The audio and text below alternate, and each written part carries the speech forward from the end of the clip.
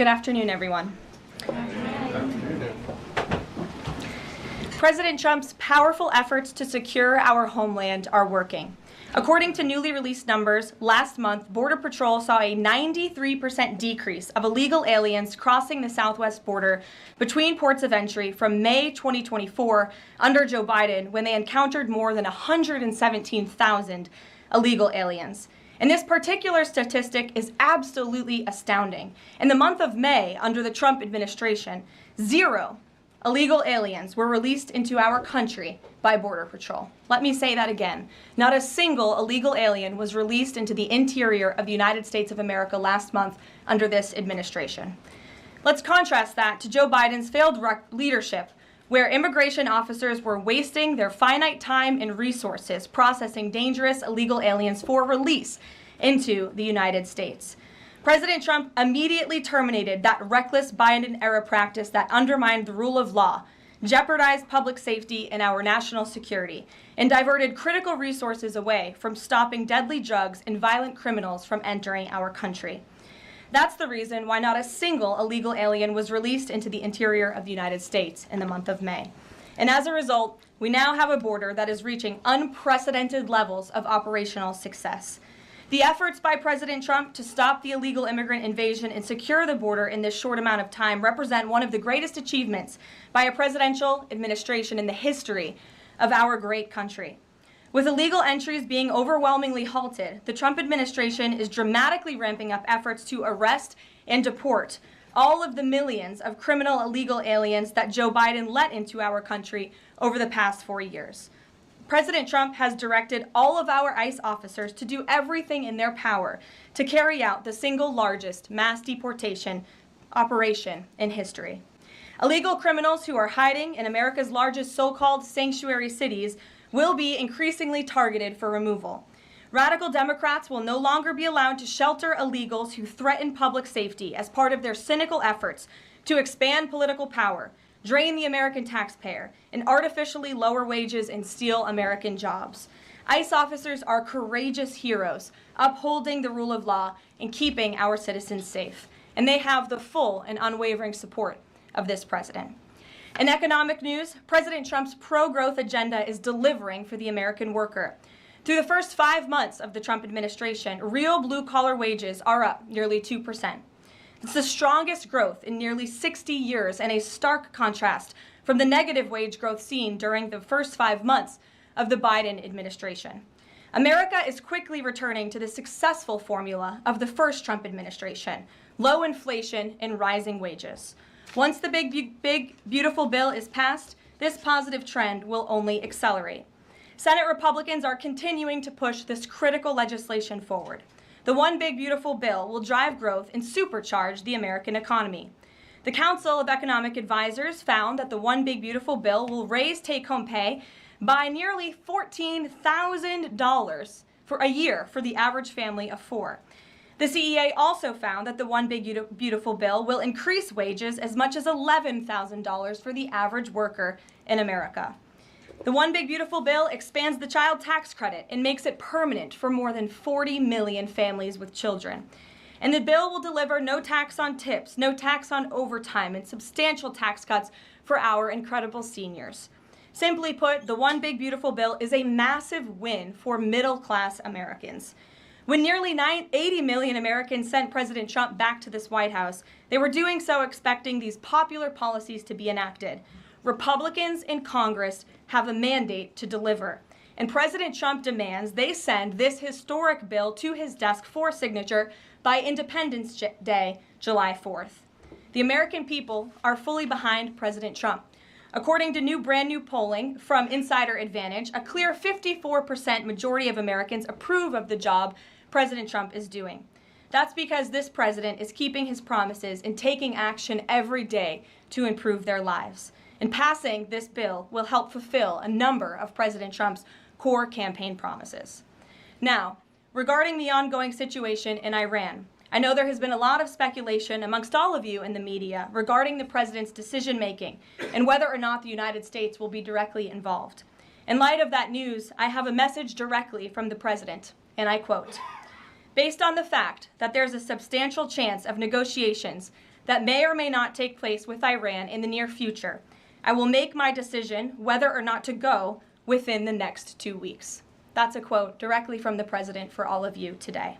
So we'll kick it off for questions here in our new media seat. We have Eli Lake from the Free Press. Eli, go ahead. And great. Thanks so much for having us. Thank you. The Free Press. The decision to extend the, delay in enforcing the TikTok ban. Sure. Can you talk about how the White House understands its constitutional authority in light of the Supreme Court's decision in January that said that the president had to enforce the ban? Sure. Well, as all of you know, because the president put it out on his Truth Social today, he did sign an executive order to extend the TikTok ban for 90 days. So in the effort to make a deal. And the White House counsel and the Department of Justice have reviewed this executive order, and I can get it for you. I think it's on our website by now. If it's not, my team will now put it up immediately. And you can read the language in that executive order. And the White House counsel's office and the Department of Justice strongly believe in the legal rationale for this executive order. They wouldn't have the president's pen hit it if they didn't. And the political reasoning for this, of course, is because the president made a promise to keep TikTok on. There are 100 million Americans who use this app. It's wildly popular. He also wants to protect Americans' data and privacy concerns on this app, and he believes we can do both things at the same time. So he's making an extension so we can get this deal done. Can I get a follow-up? Sure. A few weeks ago, Tucker Carlson reported on a meeting between the president, Mark Levin, and others of the White House. Is there a leak investigation, and can you say who else was in that meeting? I'm not aware of a leak investigation at this time. I, for one, do not reveal details about the president's private meetings without his permission to do so. But certainly the president does not like when people leak. He takes that very seriously. This entire administration takes that seriously, and that's why you've seen at agencies some of the cabinet secretaries have been given the authority by the president to let go of staff who are engaged in such leaks, especially those that risk American national security. Sure. Go ahead. Karoline, thank you. So Rhino warmonger Lindsey Graham, he recently called on the U.S. to go all in. That's quite the lead to a question. Right. What's your message to everyday Trump supporters? Not the Tucker Carlsons or other big names, but everyday Trump supporters, grassroots who voted for President Trump to stop the wars, rejected this in the primary, going into another war with voting against Nikki Haley, and they want to see non-U.S. involvement in this war. What's your message? Trust in President Trump. President Trump has incredible instincts, and President Trump kept America and the world safe in his first term as president in implementing a peace through strength foreign policy agenda. And with respect to Iran, nobody should be surprised by the president's position that Iran absolutely cannot obtain a nuclear weapon. He's been unequivocally clear about this for decades, not just as president, not just as a presidential candidate, but also as a private citizen. In fact, I have some quotes for you. In 2011, President Trump said, America's primary goal with Iran must be to destroy its nuclear ambitions. We cannot allow this radical regime to acquire a nuclear weapon that they will either use or hand off to terrorists. In 2015, the president said the problem is that Iran poses an existential threat to Israel, our Middle Eastern allies, and the United States. And of course, the president has repeated that in his first term as president and his second term as president as well. That's why he was adamantly opposed to the disastrous Iranian nuclear agreement that was implemented by President Obama. And it's why he has given great latitude and given a lot of effort to achieving a diplomatic solution. But he's been very clear. Iran went for 60 days when he gave them that 60-day warning without coming to the table. On day 61, Israel took action against Iran. And as I just told you from the president directly, he will make a decision within 2 weeks. A follow-up? Sure. Go ahead, Natalie. Thanks, Karoline. Can you confirm whether Steve Witkoff has been in touch with the Iranian foreign minister, and does Witkoff plan to go to Geneva tomorrow for talks? I am not tracking that on Mr. Witkoff's travel schedule, but I can certainly check in with him to be sure. As for correspondence between the United States and the Iranians, I can confirm that correspondence has continued. As you know, we were engaged with 6 rounds of negotiations with them in both indirect and direct ways.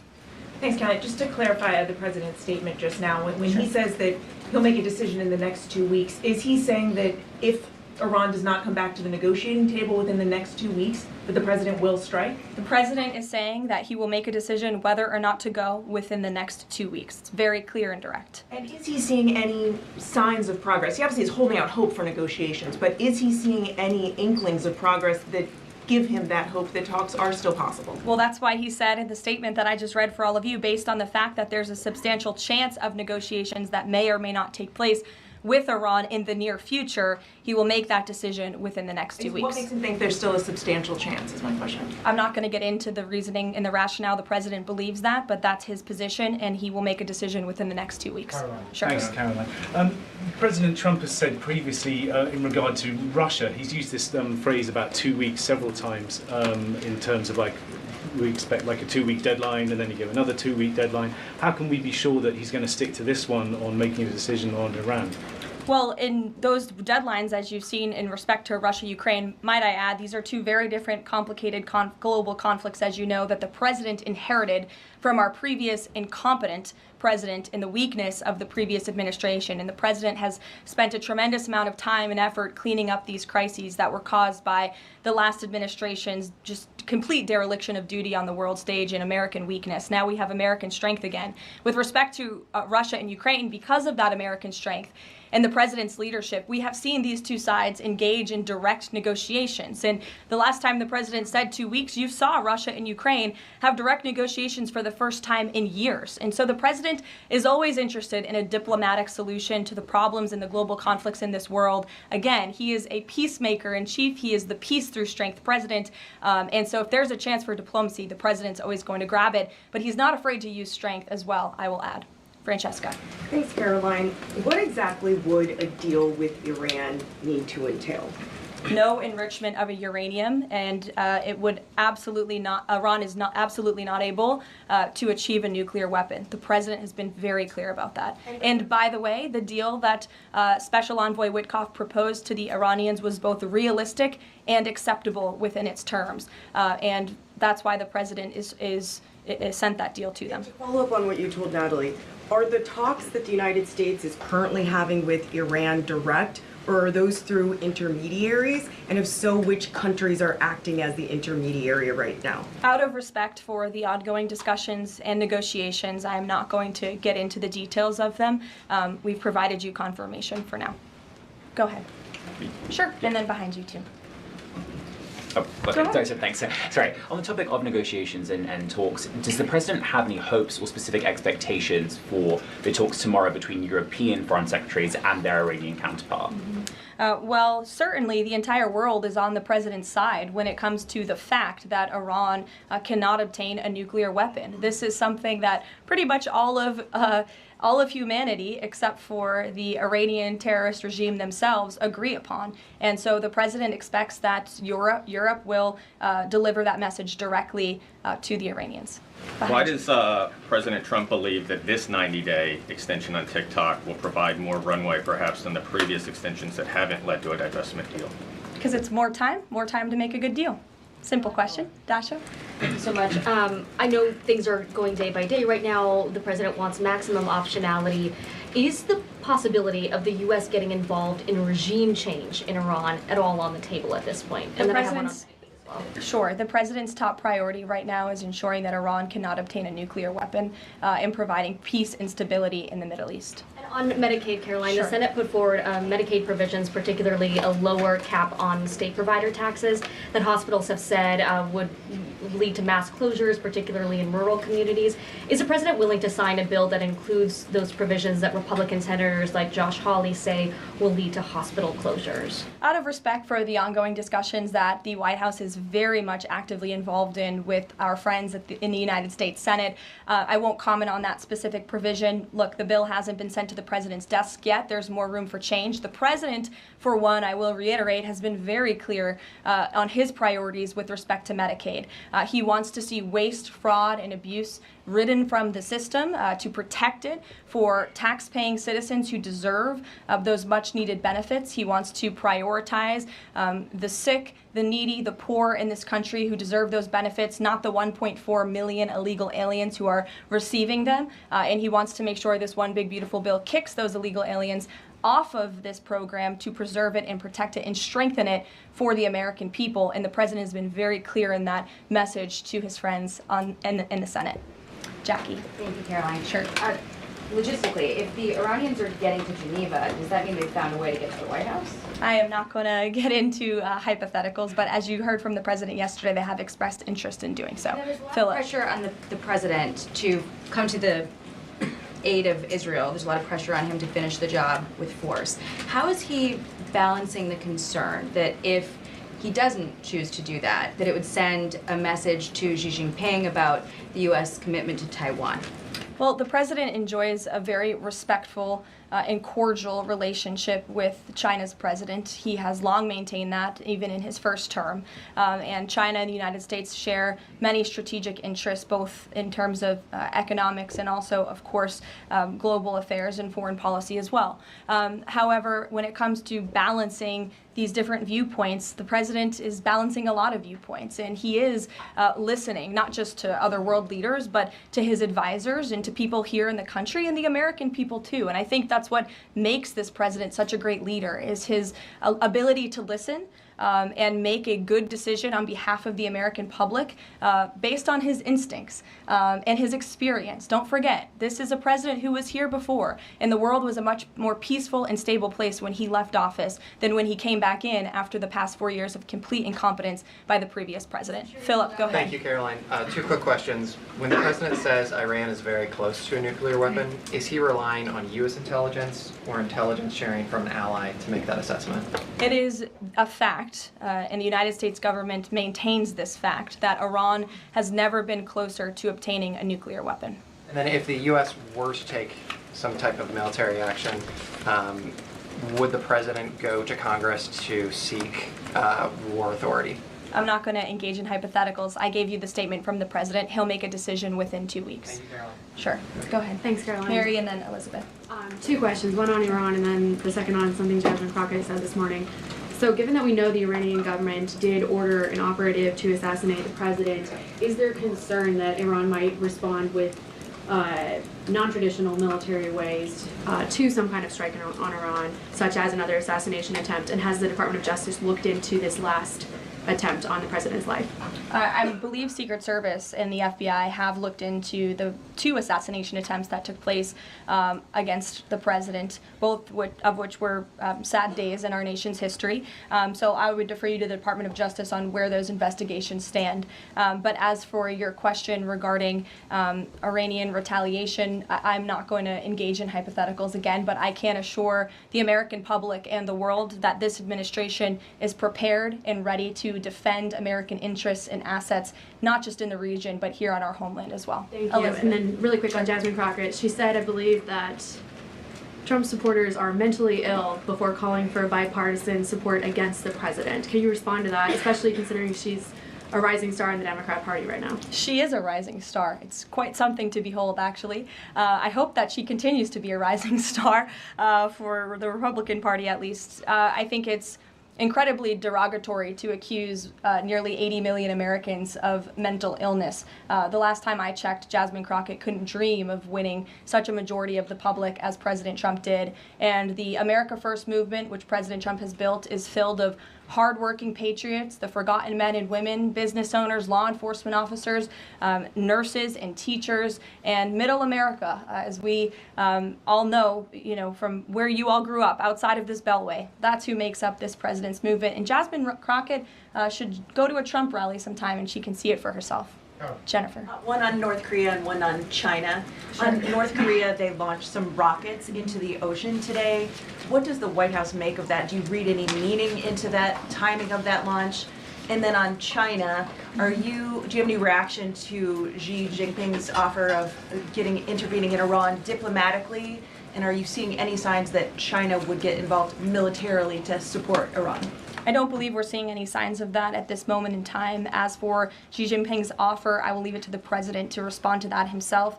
As for your question about North Korea, we are monitoring the situation. The Trump administration is in close contact with our new South Korean counterparts as we work together to deter our adversaries and preserve a free and open Indo-Pacific. And no matter where, our adversaries and our allies alike know that President Trump will not tolerate threats against our interests on his watch, even as he works to resolve the wars that he inherited. Alex, go ahead, and then I'll come to you. Thank you. Is the president concerned about the economy if farms and hotels, et cetera, struggle to find workers?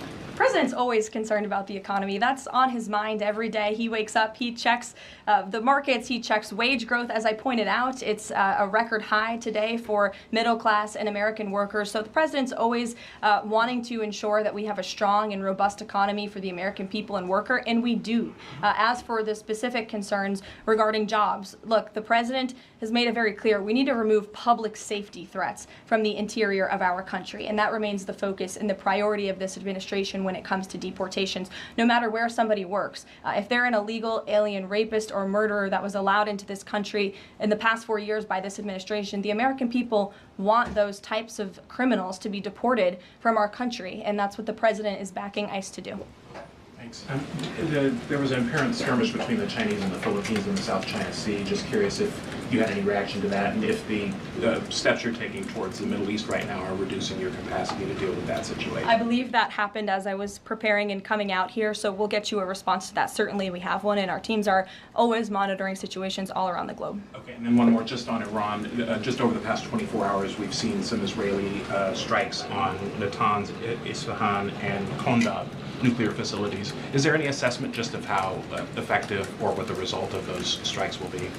What I can share is that the IDF and Israel, I think, have exceeded a lot of people's expectations in their ability to really hinder Iran's nuclear facilities, but also they've taken out key people in the Iranian regime's leadership as well. So this is something, of course, we are monitoring and watching every day, and the president was just in an intelligence briefing. He continues to be briefed by his National Security Council, and he will throughout the duration of this war and conflict. And he also remains in constant communication with our Israeli counterparts, most notably Prime Minister Benjamin Netanyahu.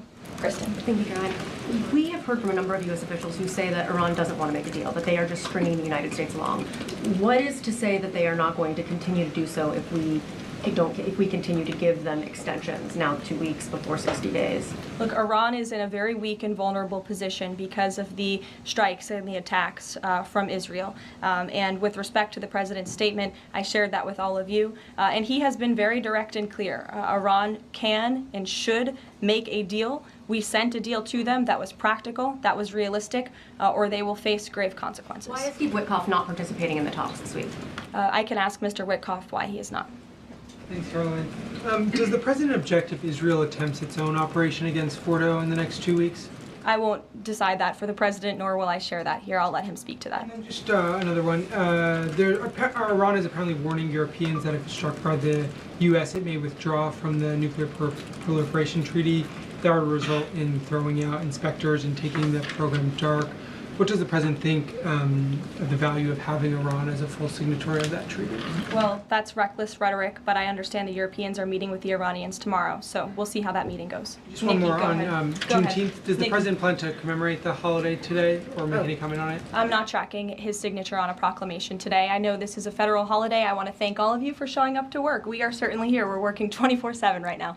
Nikki, go ahead. Actually, that was my question. Will he plan to mark Juneteenth in any way, either today or with an event later on, maybe next week? Sure. I just answered that question for you. Go ahead. Thank you very much, Caroline. The fact that this president is giving some time and space for diplomacy, another 2 weeks, does it mean that the president is trying his best to avoid a direct conflict with Iran? I think the president has made it clear he always wants to pursue diplomacy, but believe me, the president is unafraid to use strength if necessary.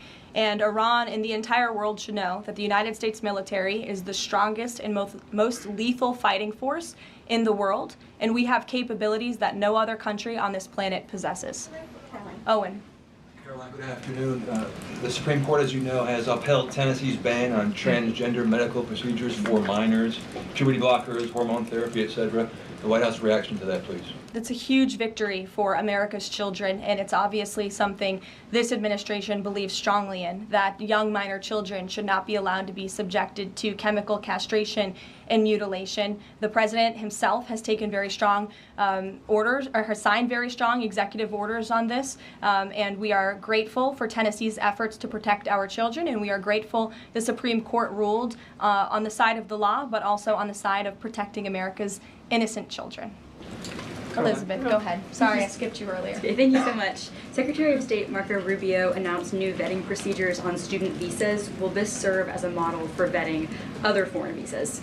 For all foreign visas, yes. As you know, the president signed an executive order, I think it was one of the first he signed in the first week, to strengthen our vetting requirements and our vetting system here in the United States for all visas. He directed the Secretary of State to do that. There was a pause in some of that vetting, as you all know, recently, especially with respect to students from some certain countries. But the vetting has continued, and it's stronger than ever before. As for specifics on how the vetting process has changed, I would defer you to the Department of State. As you know, they're in charge of things like that. Thank you. To what extent is this 2-week delay with Iran the result of interventions by the likes of Tucker Carlson, Marjorie Taylor Greene, or the entreaties of European leaders who want a de-escalation? Look, the president hears all voices across the country, and he makes decisions based on his instincts. And he has always said diplomacy is his first option. And is he still planning to attend the NATO summit next week? He is, yes. We will be departing from Washington on Monday morning, and hopefully we'll see some of you there. Kayla. Thanks, Caroline. Oil prices have been spiking over the last week. Is the president watching the oil market, and is that factoring into his decision-making in the Middle East? Again, as I said to, I think, Alex's question previously, the president is always watching, and this administration is doing more than any in history to bring oil prices and gas prices here at home down for the American public. They have been plummeting since President Trump's inauguration because of the executive action and the federal action this administration has taken on the home front. But yes, of course, he's paying attention and monitoring that. But as for whether it's weighing into his decision, there's a number of factors that, of course, are, and as I said, he will make that decision in the next 2 weeks. Can't reiterate that enough. Ouija. Caroline, thank you. With regard to a potential deal, Iran has said it will not negotiate under duress. Does the president believe there should be a ceasefire in these next 2 weeks as the U.S. tries to broker a deal? That's not what he said in the statement he dictated to me, so I won't get ahead of the president or add anything additional to the statement that he gave me the liberty to share with all of you. And then just to follow up on how close Iran is to a nuclear weapon, can you clarify, when the president said a few weeks away, did he mean obtaining enough enriched uranium to start building a weapon, or did he mean Iran is a few weeks away from completing the production of a weapon? I'm glad you asked that, Ouija. It's an important question, and it's one, frankly, the media has been getting wrong. Let's be very clear. Iran has all that it needs to achieve a nuclear weapon. All they need is a decision from the supreme leader to do that, and it would take a couple of weeks to complete the production of that weapon, which would, of course, pose an existential threat not just to Israel, but to the United States and to the entire world. And that is something that the entire world, including countries like Russia, is in agreement with, that Iran should not and cannot obtain a nuclear weapon. And that's why the president believes that, and he's believed that, again, not just his political career, but frankly, his entire life. So it Michael. sounds like it's the former, just to be clear. Correct. That they have the components. Okay, Correct. thank you. Michael. Caroline, as we look forward to the NATO summit next week, Spain right now is threatening not to oblige the president's request for all NATO countries to spend at least 5% of their GDP. Does the president take issue with this, with Spain right now? I didn't see Spain's comments. I'll make sure the president sees them, and I can assure you he wants to see all European countries pay their fair share and meet that 5% threshold. It's only fair considering the American taxpayers have given a significant chunk of money to the tune of billions of dollars to support our mutual interests and our assured defense. So I will let him speak to that, but he's made his priorities for our European allies quite clear, including Spain. Thank you, Caroline. One last question. When it comes to the president's position on foreign policy in general, is there a phrase that the White House has coined? Is there a Trump doctrine? Does the president like to talk about this? Anyone here in the White House talking about this? And if so, if there is something akin to a Trump doctrine, how would you define it? America first, always. And with that, I think I'll leave you. I know there's a lot of news in the world right now. As you know, our team is always here to answer your questions, and the president, I am sure, will take more questions from you guys at some point this week, as he always does.